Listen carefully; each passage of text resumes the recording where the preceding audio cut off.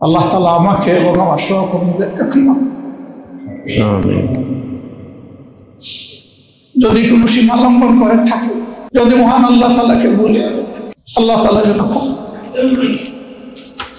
রব্বানা লা তুআখিযনা ইন নাসিনা আও আখতানা। হে আল্লাহ, অতীতে যেগুলো গুনার গাড়ে তুমি যে বাহার চাপিয়েছি, আমার মতো দুর্বলের গাড়ি করছো। ربنا ولا تحمل علينا إصرا كما حملته على الذين من قبلنا ও প্রভু,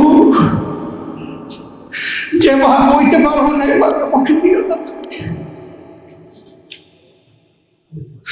ربنا ولا تحملنا ما لا طاقة لنا واعف عنا واغفر لنا وارحمنا أنت مولانا فانصرنا على القوم الكافرين آمين।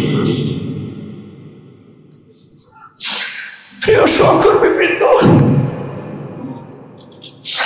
আমার কোন ভুলের কারণে আমাকে ঘৃণা করবেন না। আরো বেশি দরদ দিয়ে আমার কাছে আপনারা পৌঁছিলেন, আমাকে সমালোচনা করে আপনারা সংশোধন করে দিবেন, সোজা করে দিবেন। আপনাদের এই সমালোচনা আমি যাতে খোলা দিল দিয়ে কবুল করতে পারি, আল্লাহ তাআলা আমাকে সেই তাওফিক দান করুন।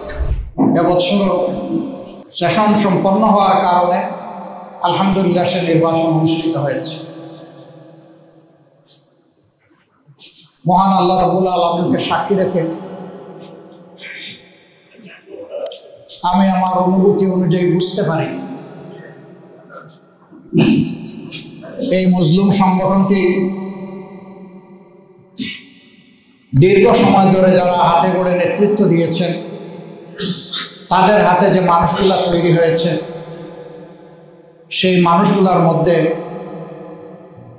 আমার চাইতে অনেক যোগ্যতা সম্পন্ন, দক্ষ এবং অভিজ্ঞ সহকর্মী রয়েছে। তারপরে আমি জানি না আল্লাহর ইচ্ছা সম্মানিত সদস্যবৃন্দ কেন আমাকে তাদের এই আমানতের ভার দিয়েছেন, আল্লাহ তাআলা ভালো জানেন।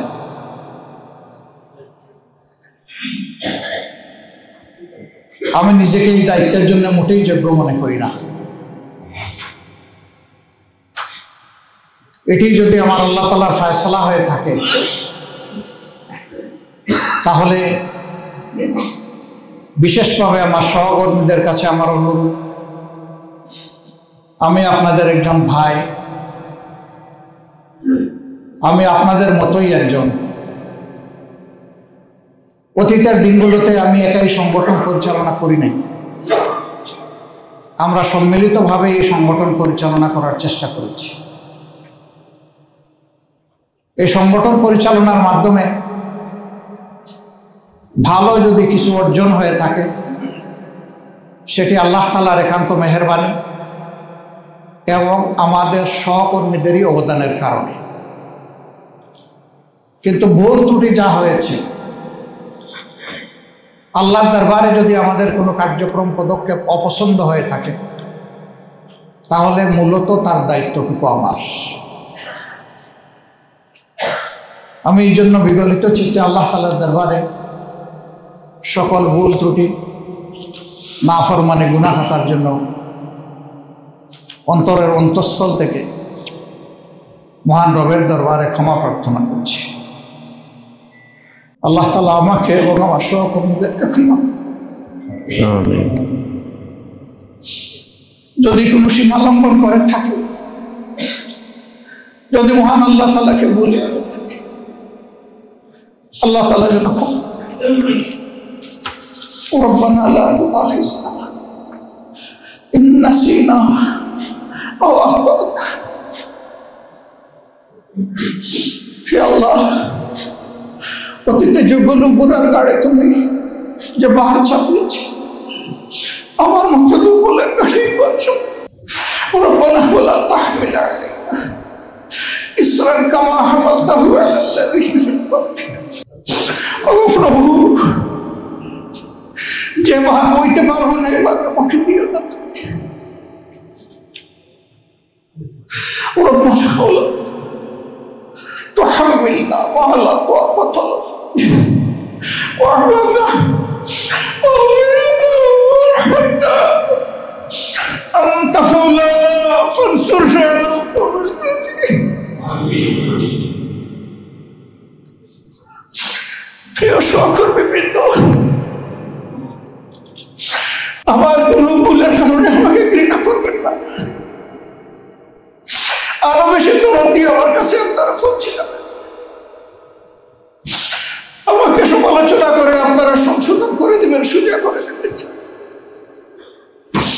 আপনাদের এই সমালোচনা আমি যাতে খোলা দিল দিয়ে কবুল করতে পারি, আল্লাহ তাআলা আমাকে সেই দান দান করুন। সম্মানিত সুধী মণ্ডলী, আমরা আপনাদের কৃতজ্ঞতা আদায় করছি। অতি শর্ট দাওয়াতে আপনারা সকলেই আমাদের দাওয়াতে সাড়া দিয়ে এখানে উপস্থিত হয়েছে। আপনারা নিজ নিজ দায়িত্বের জায়গায় অত্যন্ত গুরুত্বপূর্ণ, আমি বিশ্বাস করি অনেক গুরুত্বপূর্ণ কাজ রেখে আপনারা এখানে এসেছেন। আপনাদের এই ঋণ পরিশোধ করার কোনো যোগ্যতা আমাদের নেই। শুধু আল্লাহ তাআলার দরবারে দোয়া করি আপনাদের এই উদারতা, এই বন্ধুত্ব, আপনাদের আমাদের প্রতি ভালোবাসার উত্তম প্রতিদান আল্লাহ যেন আপনাদের সকলকে দান করেন।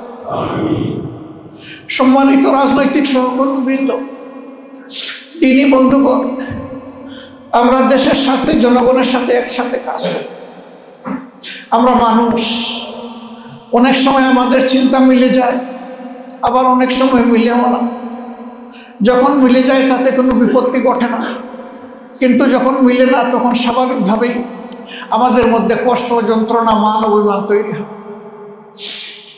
আপনাদের কাছে বিনয়ী অনুরোধ, আমাদের এই যন্ত্রণা, মান অভিমান যেন জাতির কোনো ক্ষতি না করে, এটি যেন আমাদের মধ্যেই সীমাবদ্ধ থাকে। আমরা যেন পরস্পরের সাথে পরামর্শের ভিত্তিতে সমাধান করে নিতে পারি। আমাদের জাতি একটি মজলুম জাতি। স্বাধীনতার 54 বৎসরে সকলেই স্বীকার করেন যে এই জাতি স্বাধীনতার প্রকৃত স্বাদ ভোগ করতে পারে না। কেন পারে নাই? মূলত দুটি কারণই এর জন্য দায়ী। একটি হচ্ছে দুর্নীতি, আর একটি দুঃশাসন। এই দুর্নীতি আর দুঃশাসনের কারণেই আমরা আমাদের উপর অর্পিত প্রিয় জনগণের দায়িত্বের হক আমরা আদায় করতে পারি। এই দায়বোধ থেকে আমরাও মুক্ত নই। যদিও বাংলাদেশ জামাত ইসলামী সবসময় চেষ্টা করে এসেছে জনগণের কল্যাণে চিন্তা করার, পরিকল্পনা নেওয়ার এবং কর্মসূচি গ্রহণ করার, তারপরেও তো আমরা মানুষের সংগঠন। ভুল ত্রুটির ঊর্ধ্বে আমার মুঠেই নয়, আমাদের ধারাও ভুল ত্রুটি হয়ে যায়। আমরা প্রিয় জাতির কাছে বারবার এই ভুলের জন্য ক্ষমা চাইতেই থাকি। একদল মানুষ আমাদের এই ক্ষমা চাওয়াকে পছন্দ করেন না। তারা বলেন এত ক্ষমা চাওয়ার দরকার কি? রাসূল করিম সাল্লাল্লাহু আলাইহি ওয়াসাল্লাম আল্লাহ তাআলা যাকে বেহেশতের ওয়ারেন্ট দিয়েছে, আগের পরের সমস্ত গুনাহখাতা ক্ষমা করার সুসংবাদ দান করেছেন, তিনি বলেছেন, হে আমার উম্মত, তোমরা জেনে রাখো আমি দিনে কমপক্ষে 70 বার অথবা 100 বার আমি আমার আল্লাহর কাছে ক্ষমা চেয়ে থাকি, তওবা করে থাকি। যার আল্লাহ আগের পরে সব মাফ করে দিয়ে জান্নাতের ওয়ারেন্টি দিয়েছে, তিনি আমাদেরকে শিখিয়ে গিয়েছেন এই মাপ চাওয়াটা মুহূর্তের লক্ষণ। দুনিয়ার বোঝা দুনিয়ায় হালকা করার সুবিধা, দুনিয়ার বোঝা ঘাড়ে করে আখেরাতে যাওয়ার প্রয়োজন নেই। এ বোঝা এখানেই হালকা হয়ে যাওয়া দরকার। গত 15 বৎসর, বিশেষ করে 15.5 বৎসর জাতি একটা দুঃসময় পার করেছে। এই সময়টা এদেশের তখন যারা সরকারে ছিলেন তাদের সকল রাজনৈতিক প্রতিপক্ষ, আলিম ওলামা, সাংবাদিক, সুশীল সমাজের ব্যক্তিবর্গ, সকল শ্রেণী পেশার মানুষ সকলেই মজলুম ছিলেন। কে বড় মজলুম আর কে ছোট মজলুম এই বিতর্কে আমরা যাব না। আমরা এক কথায় স্বীকার করি সকলেই মজলুম ছিলেন। এই সময়টা আমরা আমাদের অনেক মূল্যবান সাথী সঙ্গীকে, দরদি বন্ধুকে, ভাইকে, বোনকে আমরা হারিয়েছি। অনেকে গায়েব হয়ে গিয়েছেন, গুম করা হয়েছে, তারা কোথায় আছে? অনেকে ফিরে আসেনি, তাদের আপনজন জানেও না তারা কি আদৌ বেঁচে আছে নাকি দুনিয়া থেকে বিদায় নিয়েছে। যদি তারা বিদায় নিয়ে থাকেন, তাদের কবরটি কোথায়? তারা আজও সেই কষ্ট যন্ত্রণা, সে পাথর মুখে বেঁধে তারা ঘুরে বেড়াচ্ছে। লক্ষ লক্ষ মামলা, লক্ষ লক্ষ মানুষকে দফায় দফায় জেলে যেতে হয়েছে। এখানে যতগুলো মুখ দেখতে পাচ্ছি তার মধ্যে অনেকেই বারবার জেলে গিয়েছে। জেল ছিল আমাদের আসলে কেউ বলে দ্বিতীয় বাসস্থান, আমি বলি প্রথম বাসস্থান। এরকম অবস্থা হয়ে গিয়েছিল, বারবার ধরে নেওয়া হয়েছে, দীর্ঘক্ষণ আমাদেরকে আটকে রাখা হয়েছে। আমাদের বিরুদ্ধে সত্যিকারের কোনো অভিযোগ ছিল না, অভিযোগ একটাই যে আমরা অন্যায়ের বিরুদ্ধে প্রতিবাদ করতাম। কিন্তু সেই প্রতিবাদটা আমরা স্বস্তির সাথে করতাম। আমাদের উপর নানাবিধ অপশাসন, কালো আইন চাপিয়ে দেওয়া হয়েছিল, হুকুম চাপিয়ে দেওয়া হয়েছিল। স্বৈরাচারের অনুমতি নিয়ে স্বৈরাচারের বিরুদ্ধে প্রতিবাদ করতে হবে, কি আহাম্মকি ব্যাপার। কেউ কেউ তা করেছেন, আমরা তার পরোয়া করি না। আল্লাহ যতটুকু আমাদেরকে সামর্থ্য দিয়েছেন তাই নিয়ে আমরা রাস্তায় নেমেছি, অল্প হোক ভারী হোক। আমরা এই নিয়ত করেই নামতাম যে আজকের এই মিছিলত মিটিং থেকে আমাদেরকে ধরে নেওয়া হবে, রিমান্ডে নেওয়া হবে, মারা হবে, কাটা হবে, জেলে পোড়া হবে, কয়েকটা মামলা দেওয়া হবে। আমরা ধরে নিয়েই কর্মসূচিতে নামতাম এবং আমাদের মতো অনেকেরই এই অবস্থা ছিল। আমরা যে সমস্ত সাথীকে এই দীর্ঘ পথ পরিক্রমায় হারিয়েছি, আজকে আমি গভীর শ্রদ্ধার সাথে তাদেরকে স্মরণ করি, আল্লাহর দরবারে দোয়া করি, আল্লাহ তারা তো জুলুমের শিকার হয়ে দুনিয়া থেকে বিদায় নিয়েছে, তুমি মায়া করে তাদেরকে শহীদদের তালিকায় অন্তর্ভুক্ত করেন। এই তালিকায় আমাদের শীর্ষ 11 জন দায়িত্বশীল নেতা ছিলেন, আপনারা জানেন। সংগঠনের প্রধান ব্যক্তি থেকে শুরু করে আমির, নায়েবে আমির, secretary general, assistant secretary general, নির্বাহী পরিষদ সদস্য, এই তালিকার লোকগুলোকেই আমাদের বুথ থেকে ছিনিয়ে নেওয়া হয়েছে। শুধু তাদেরকে ছিনিয়ে নেওয়া হয়নি, বিরোধী দলের অনেককে, আলিম উলামাকে, প্রতিবাদী যুবকদেরকে, মাদেরকে, বোনদেরকে, শিশুদেরকে, বৃদ্ধকে, কাউকে তারা ছাড় দেননি। এরকম হাজারো মানুষ আমাদের থেকে তারা আল্লাহর দরবারে চলে গেছে।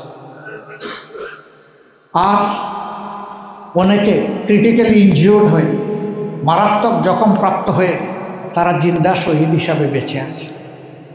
অনেকে বিছনায় পড়ে আছে, উঠতে পারে না। আরেকজনের সাহায্য ছাড়া তাদের একান্ত জরুরি কাজগুলো করতে পারেন না। তাদেরকে অনেকটা জিন্দা শহীদ বলা হয়ে থাকে। আল্লাহ রাব্বুল আলামিন এই মানুষগুলোকে তার কুদরতের প্রশান্তির হাত তাদের সিনার উপরে বুলিয়ে দেন। বাকি জিন্দগিটা তাদেরকে স্বস্তির সাথে বেঁচে থাকার তৌফিক দান করে, তাদেরকে ঈমানের উপর আল্লাহ তাআলা অবিচল অটল করে দিন, দেশপ্রেম দিয়ে তাদের কল্পে আল্লাহ পরিপূর্ণ করে দিন। আর এই সব মানুষগুলোর প্রতি আমাদেরকে দায়বোধ পোষণ করার অন্তরে এমন একটা মন আল্লাহ আমাদেরকে দান করছে, আমরা যেন তাদের এই অবদানের কথা গভীর শ্রদ্ধার সাথে স্মরণ করে আজীবন কৃতজ্ঞতা প্রকাশ করতে পারি। আল্লাহ তাআলা সেই তৌফিক আমাদেরকে দান করুন। আমি একই সাথে 47-এ ব্রিটিশের হাত থেকে এই দেশকে ভাগ করার লড়াইয়ে যারা অংশগ্রহণ করেছেন, তারাও যারা দুনিয়া থেকে ওইরকম বিদায় নিয়েছেন, তাদেরও শাহাদাত কামনা করি। 52 ভাষা আন্দোলনে যারা মায়ের ভাষার মর্যাদা দিতে জীবন দিয়েছেন কিন্তু ভাষা দেননি, তাদেরকেও গভীর শ্রদ্ধার সাথে স্মরণ করি এবং তাদের জন্যও আল্লাহর দরবারে শাহাদাতের যথার্থ মর্যাদা কামনা করি। একইভাবে 71-এর মুক্তিযুদ্ধে যারা জীবন দিয়েছেন, অবদান রেখেছেন, ত্যাগ স্বীকার করেছেন, তাদের সকলকে গভীর শ্রদ্ধার সাথে স্মরণ করুন এবং তাদের জন্য মাবুদের দরবারে শাহাদাত কামনা করি। যারা বেঁচে আছেন প্রমাণী, আল্লাহ তাআলার দরবারে দোয়া করি যতদিন বেঁচে থাকবেন এই জীবনটা তাদের জন্য সম্মানের হয়। যখন আল্লাহ তাআলার কাছে চলে যাবেন ঈমান নিয়ে তারা যেন চলে যেতে পারেন এবং সেখানেও যেন আল্লাহ তাআলা তাদেরকে অপমানের হাত থেকে রক্ষা করে সম্মান দান করেন। 90-এর গণ আন্দোলনে ভূমিকা রেখে জাতির একটা টার্নিং পয়েন্টে যারা অবদান রেখেছিলেন, আমরা তাদেরকে গভীর শ্রদ্ধার সাথে স্মরণ করি। আমাদের এই এক সহকর্মী ডাক্তার মিলন এবং আরও যারা এখানে নিহত হয়েছিলেন, আল্লাহ তাদেরকেও শহীদ হিসাবে কবুল করুন। বিশেষভাবে গত 15.5 বছর তিলে তিলে ধুকে ধুকে যারা দুনিয়া থেকে বিদায় নিয়েছেন তাদের জন্য একই দোয়া। আর 24-এর জুলাই আন্দোলন যেটাকে বলা হয়, এই আন্দোলনে যে তরুণ ছাত্র সমাজ বুক চিতিয়ে লড়াই করে আমাদেরকে মুক্তির এই স্বাদটুকু এনে দিয়েছে, আমি তাদের প্রতি গভীর কৃতজ্ঞতা জ্ঞাপন করছি এবং তাদেরকে অন্তরের অন্তঃস্থল থেকে আমার এবং প্রিয় সংগঠনের পক্ষ থেকে, মজলুম জনগণের পক্ষ থেকে আমি তাদেরকে অভিনন্দন জানাচ্ছি। দোয়া করি তাদের এই অবদানের ঐতিহ্যকে ধরে রেখে আগামীতেও যুব সমাজ সকল অন্যায় এবং ফেসিবাদের বিরুদ্ধে যেন যথার্থ ভূমিকা পালন করতে পারে। তবে যুব সমাজের জীবনটা শুধুমাত্র প্রতিবাদে প্রতিবাদে কাটবে না, তাদের প্রত্যাশার জায়গা পূরণেও যেন আমরা সকলে মিলে সমবেতভাবে সকল সংকীর্ণতার ঊর্ধ্বে উঠে একসাথে কাজ করতে পারি। আল্লাহ যেন আমাদেরকে সেই তৌফিক দান করেন। সম্মানিত সুধীমণ্ডলী এবং প্রিয় সহকর্মীবৃন্দ, ইতিহাসের একটা গুরুত্বপূর্ণ বাঁকে এসে আমরা দাঁড়িয়েছি। আগামী ফেব্রুয়ারিতে নির্বাচন হওয়ার কথা। আল্লাহ তাআলার দরবারে দোয়া করি বহুদিনের পিপাসার্থ এদেশের জনগণকে, ভোটারকে আল্লাহ তাআলা তার বিশেষ ব্যবস্থাপনায় সীমাহীন দয়া করে একটা সুষ্ঠু নির্বাচনের জন্য ব্যবস্থা করে দেন। এবং এই ক্ষেত্রে আমরা যারা রাজনৈতিক দলগুলো আছি, দলের স্বার্থকে না দেখে জনগণের ভোটের প্রতি শ্রদ্ধা নিবেদন করে আমরা যেন খোলা অন্তরে আগামীর রাজনীতি করতে পারি। আল্লাহ যেন এই তৌফিক দান করেন। আমি আমাদের প্রিয় দলীয় সহকর্মী সহ দেশবাসীর প্রতি অনুরোধ জানাবো, কোনো দল কিংবা ব্যক্তির অন্ধ প্রেমে আমরা কেউ মশগুল হব না। আমাদের প্রেম ভালোবাসা আল্লাহর জন্যে, তারপরে এই জমিনের জন্যে, তারপরে এই দেশের মানুষের জন্য। এই ভালোবাসা হবে আপুসহীন, এখানে কোনো কিন্তু বাট নাই, এটা সকল বাট কিন্তুর ঊর্ধ্বে। সেই দেশপ্রেম অন্তরে ধারণ করে আমরা যেন সত্যিকার অর্থে আগামী নির্বাচনকে অর্থবহ করে তুলতে পারি। আমরা যেন প্রমাণ করি যে এই বাংলাদেশ আগের যে বিধ্বস্ত রাজনীতি ছিল, রাজনীতির যে অপসংস্কৃতি ছিল, সেই কালো ছায়া থেকে বেরিয়ে এসেছে। একটি নতুন বাংলাদেশ জন্ম নিয়েছে, যেই বাংলাদেশের জন্য প্রত্যাশা করে বসে আছে 18 কোটি মানুষ দেশে এবং বিদেশে। আজকের এই মুহূর্তে আমরা আমাদের সমস্ত প্রবাসী ভাই বোনদেরকে বিশেষভাবে স্মরণ করছি। জুলাইয়ে আন্দোলন যখন তিলে তিলে আগাচ্ছিল, তখন তারা তাদের নিজ নিজ দেশ এবং জায়গা থেকে তারা প্রতিবাদ করেছে। আর প্রতিবাদের সবচেয়ে বড় হাতিয়ারও তারা সে সময় প্রয়োগ করেছিলেন, তারা রিমিটেন্স শাটডাউন ঘোষণা করেছিলেন। ফ্যাসিস্ট সরকারের ত্বক এইটা কাঁপিয়ে দিয়েছিল। আমরা তাদেরকে রিমিটেন্স যোদ্ধা বলি, কিন্তু আসলে বীরদেরকে আমরা সেইভাবে সম্মান করি না। এটি আমাদের জন্য জাতীয় লজ্জার ব্যাপার। আমাদের বীরদেরকে আমরা যেন যথার্থ সম্মান দিতে পারি। এখন থেকে প্রত্যেকটি দলের ম্যানিফেস্টো, কর্মসূচি এবং পরিকল্পনায় তা থাকা উচিত। তাদের ভোটের অধিকার পর্যন্ত ছিল না। এবার আমরাও দাবি করেছি, অনেকেই দাবি করেছে। সেই দাবির প্রেক্ষিতে সরকার এই দাবি মেনে নিয়ে প্রথমবারের মতো প্রবাসীদেরকে ভোটের অধিকার দেওয়ার উদ্যোগ নিয়েছে। এটা পরিপূর্ণ হয়নি, অ্যাপসগুলা মানসম্মত ছিল না, সময় যথার্থ ছিল না। এজন্যে প্রথমবারের মতো কতটুকু এটা সাকসেসফুল হবে তাই নিয়ে আমাদের যথেষ্ট সন্দেহ আছে। আবার যারা রেজিস্ট্রেশন করেছেন ভোটার হিসেবে, ভোট দেওয়ার জন্য আরেকটা রেজিস্ট্রেশন তাদের লাগবে, কিন্তু সরকারের পক্ষ থেকে এর কোনো সেই রকম প্রচারণা নেই। তাহলে মানুষের মধ্যে সচেতনতা আসবে কীভাবে, বুঝবে কীভাবে? আমরা দাবি জানাই নির্বাচন কমিশন এই ব্যাপারের জন্য যথাযথ উদ্যোগ গ্রহণ করে, যাতে সত্যিকার অর্থেই তাদের অধিকারটা তাদের হাতে আমরা তুলে দিতে পারি। আমরা তাদের প্রতি গভীর শ্রদ্ধা জ্ঞাপন করছি। সম্মানিত সুধীমণ্ডলী, ইনশাআল্লাহ নতুন বাংলাদেশের যে প্রত্যাশা জেগে উঠেছে, এই বাংলাদেশ গড়ে তোলার ক্ষেত্রে আমরা সবাই মিলে একসাথে ঐক্যবদ্ধ হয়ে কাজ করব।